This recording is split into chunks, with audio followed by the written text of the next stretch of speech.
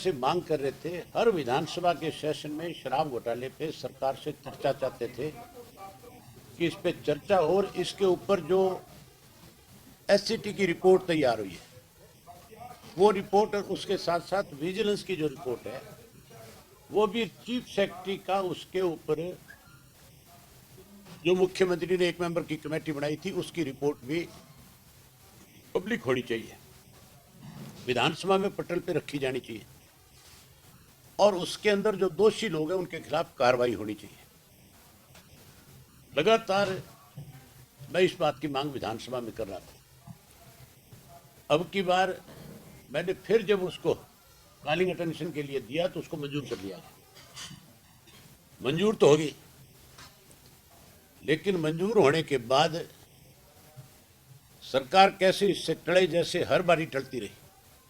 पीछे भी मैंने शराब का जो खरखोदा में सोनीपत में जो मामला हुआ था, जो लाखों पेटियां शराब की जो है अवैध रूप से निकाली गई थी, उनके ऊपर विधानसभा में चर्चा करनी चाह रहा था, वो भी मेरा एडमिट हुआ था। उसको ये कह करके इन्होंने कि ये तो सब जुडिशियल मैटर है, इस पर चर्चा नहीं हो सकती, जबकि कोई सब जुडिशियल था ही नहीं। अब की बार फिर उसको कैसे टाला जाए, इसके लिए मुख्यमंत्री से चिट्ठी लिखाई गई स्पीकर को और चिट्ठी में ये लिख दिया कि शराब से जुड़े मामले का रिप्लाई जो है होम मिनिस्टर देगा, जबकि एक्साइज मंत्री को देना चाहिए था। अगर मान लो कोई मिनिस्टर प्रेजेंट नहीं है, कोई भी कॉलिंग है, कोई क्वेश्चन आवर है, उसके अंदर फिर कोई दूसरा मंत्री खड़ा होकर के जवाब देता है। हैरानी की बात है, पिछली दफा एक मेरा क्वेश्चन लगा हुआ था जिसपे होम मिनिस्टर ने जवाब देना था, होम मिनिस्टर हाउस में था नहीं। मैंने जब कहा कि भाई मेरी बात का जवाब कौन देगा, तो मुख्यमंत्री तुरंत खड़े होकर के उसका रिप्लाई करने लग गया। उस रिप्लाई में भी मुख्यमंत्री ने इस तरह के शब्द जोड़ दिए जिनका कोई संबंध नहीं था। बाद में उसमें हाउस के इस आपके स्पीकर ऑफिस से 6 लोगों को सस्पेंड किया केवल लिपापोती करने के लिए। आज मुख्यमंत्री भी होता, सारे बैठे होते, आज जब इस पे चर्चा होती, अगर इसके ऊपर मुझे बोलने दिया जाता तो जहां मैं इनकी एक एक दिन की चोरी के बारे में बताता कि कब कब किस किस दिन कितनी कितनी शराब की पेटियां किस किस फैक्ट्री से निकली, किन गाड़ियों में निकली, वो सारी चीज बताता। वही ये वो रिपोर्ट है एससीटी की, जिस रिपोर्ट के अंदर ये तो नहीं शाया कर रहे सरकार में बैठे लोग, तो ये तो इसको छुपा रहे हैं, दबा रहे हैं, लेकिन ये रिपोर्ट मेरे पास थी। मैं आज विधानसभा में ये रिपोर्ट प्रस्तुत करता कि तुम इसको शाया कर, ये टेबल पर रख दो, लोग पढ़ लेंगे, देख लेंगे कि इसमें क्या है। आप मीडिया को देंगे, इसकी कॉपी दे दूंगा तुम्हारे पास, सबके पास कॉपी भिजा दूंगा, सब एमएलए के पास भी भिजवाऊंगा। इन्होंने तो नहीं दी, लेकिन मैं इन सबको कल इनके कमरों में भिजवा दूंगा, कह दूंगा पढ़ ले रहा, इन्हें पूछ लो तुम जाकर। बाकी रिपोर्ट भी लाकर सर काफी एसआईटी बनाई गई थी, सारी ला दूंगा, बेफिक्र है। इनके खुद के ऐसे ऐसे बैठे जो मुझे शाम को ला करके पता नहीं क्या क्या दे देते हैं। सारी बात मैं तुझे बता दूं, तू पूछेगा ले आके किसने दी कि भाई इसके ऊपर चर्चा क्यों नहीं करा रहे आप तो कहने लगे कि हमने इसको डेफर कर दिया और आगे बिजनेस का पता करके फिर मैं आपको बताऊंगा कि किस डेट को कराएंगे। मैंने कहा मुझे आप डेट बता दें, जो डेट आप बताओगे मैं उस डेट के ऊपर अपनी तैयारी कर लूंगा।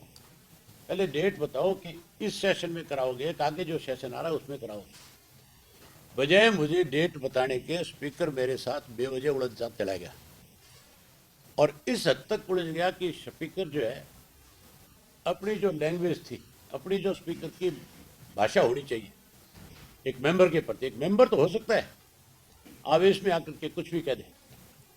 सरकार के खिलाफ अगर किसी के पास कोई दस्तावेज है तो वो उस दस्तावेज को पेश करते हुए किसी के साथ उलझ भी सकता है, लेकिन स्पीकर का काम नहीं है कि वो कोई इस तरह की भाषा बोले जिससे हाउस की मर्यादा खत्म हो जाए। अगर मेंबर गलत बोल जाता है तो मेंबर तो माफी मांग लेगा, उसको तो मजबूर कर लिया जाता है इस बात के लिए भी तैने अगर कुछ गलत कहा या तो तू तेरे शब्द वापस ले ले, अदरवाइज तेरे खिलाफ कार्रवाई करेगा। स्पीकर अगर गलत बोलेगा उसके खिलाफ कौन कार्रवाई करेगा। आपने देखा है कि तरह से स्पीकर मुझे कह रहा था कि मैं बख्शूंगा नहीं। मैं पहले तो आपके माध्यम से स्पीकर से ये पूछना चाहता हूं कि कितने लोगों को तैने अब तक बख्शा नहीं है। ये भाषा उसको अपने घर में तो बोल सकता है, हाउस के अंदर नहीं बोल सकता। ये छूट हाउस में कोई नहीं देगा। ये तो विपक्ष कमजोर है, विपक्ष में मान के चलो कि सरकार से दबता है। अदरवाइज आज ही स्पीकर को इस बात के लिए मजबूर कर लेता कि तू अपने कहे हुए शब्द पहले वापस ले। और विपक्ष है नहीं, क्योंकि विपक्ष तो केवल लिपापोती करने के लिए है। जो सरकार चाहती है उसी की भाषा विपक्ष बोलता है। आपने देख लिया होगा कि वो इस तरह की भाषा बोल रहा था और विपक्ष बैठा बैठा कान बोचे बैठा हुआ था। कैसे सरकार को बचाया जाए, स्पीकर 24 घंटे इस काम में लगा हुआ है। सुबह भी सेम यही बात हुई थी। सुबह जब एक इशू मैंने 0 ओवर में उठाया एयरपोर्ट का लेकर के, इनको बड़ी तकलीफ हुई इस बात के कि भी हमें कैसे ये जो झूठा साबित कर रहे हैं। आप सबने देखा है कि मुख्यमंत्री ने अनेक दफा ये बात कही कि हिसार में इंटरनेशनल एयरपोर्ट बन रहा है। उसके बाद दुष्यंत ने अनेक दफा कही, कमल गुप्ता जैसे व्यक्ति से कहलाया गया।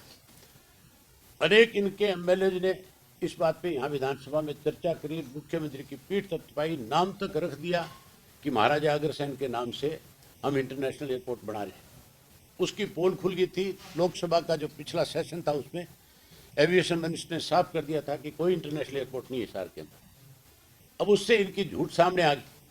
मैंने सुबह कौन सा गलत कहा था? मैंने ये कहा था इंटरनेशनल एयरपोर्ट के नाम के ऊपर आपने सड़कें बनाई, सड़कें बना करके गरीब लोगों की जमीनें जो है उन पे भूमाफिया खड़ा कर दिया, जमीनें हट ली।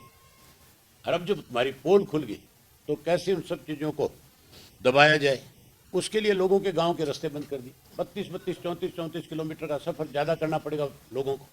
खास करके पढ़ने वाली बच्चियों के लिए बहुत बड़ी तकलीफ की बात थी। वो कहाँ से जाएगी, कैसे? जो साइकिल पे स्कूल जाती थी, कॉलेज जाती थी, अब उसको 32 किलोमीटर ज़्यादा जाना पड़ेगा। मैं तो यही बात कह रहा था कि ये सब कुछ करने की बजाय आपको एक रास्ता बना करके देना चाहिए गांव के लोगों को फिर से दोबारा, ताकि उस गांव के लोगों को 32 किलोमीटर का सफ़र ज़्यादा तय करने की बजाय कम सफ़र के अंदर हिसार पहुँच जाए। और उनका बेचारों का जो कारोबार जो बंद हो गया, जो फैक्ट्रियाँ थी, जो दुकानें थी, जो वहाँ पे मॉल बने हुए थे, वो सारी चीज़ें बंद होगी। क्योंकि हिसार से कौन 32 किलोमीटर उस गांव के अंदर आएगा? पहले 6 किलोमीटर का रास्ता था। इस पे जब मैंने कहा कि भूमाफिया थे, भूमाफिया में भी वो लोग शामिल हैं जो सत्ता में बैठे हुए हैं, जिनकी अपनी कंपनियां, जिनके अपने नज़दीक के लोग उनके नाम से ली हुई थी। जब मैं उनके नाम ले रहा था, जब मैं उनकी बता रहा था कि तुम्हारी कंपनियों के नाम पे है, तब किसी ना किसी तरीके से उस बात को दबाया जाए। इसके लिए जो स्पीकर ने फिर उनका पक्ष लेना शुरू कर दिया। मैंने स्पीकर से जब हाउस के दौरान स्पीकर अपने गया कमरे में, जब मैंने पूछी, मैं बोला, कहा आप की जो जिम्मेवारी है उसको निभाओ ना। आप कहा इस सरकार में बैठे लोगों को, चोर चक्कों को क्यों बचा रहे हम? तो आज जो था, जिस ढंग से स्पीकर लगा हुआ है, उससे लगता नहीं है कि विधानसभा के अंदर अब कोई ये मान करके चले कि स्पीकर किसी का पक्ष बनने की बजाय निष्पक्ष होकर के इस विधानसभा को चलाएगा। इससे ज़्यादा बड़ी बात क्या होगी?